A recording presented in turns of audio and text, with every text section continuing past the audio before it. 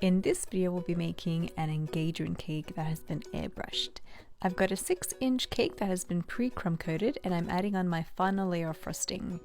For the frosting today I've chosen a hybrid buttercream, so that's just vegetable shortening and butter based buttercream, creating a nice thick coat all around the cake.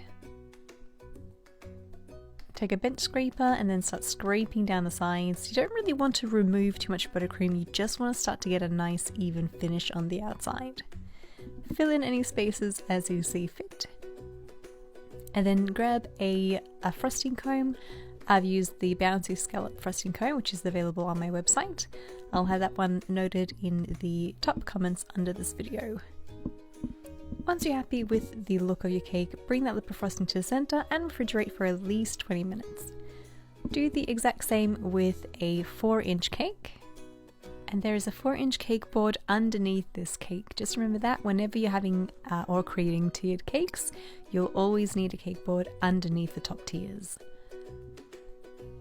Dent that pattern, fix up the top, and then put it into the fridge to set for at least an hour.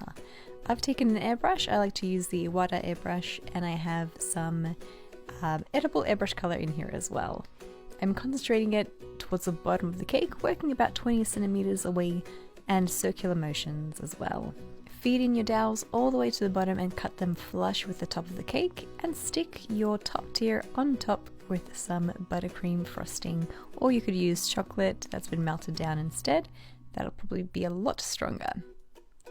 Apply that top tier and now hide the seams with whichever decoration you like. I've chosen some paper flowers and I'm sticking those on with some buttercream again.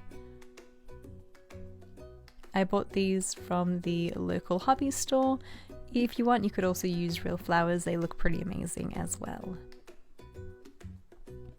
You can create this effect with a fondant cake.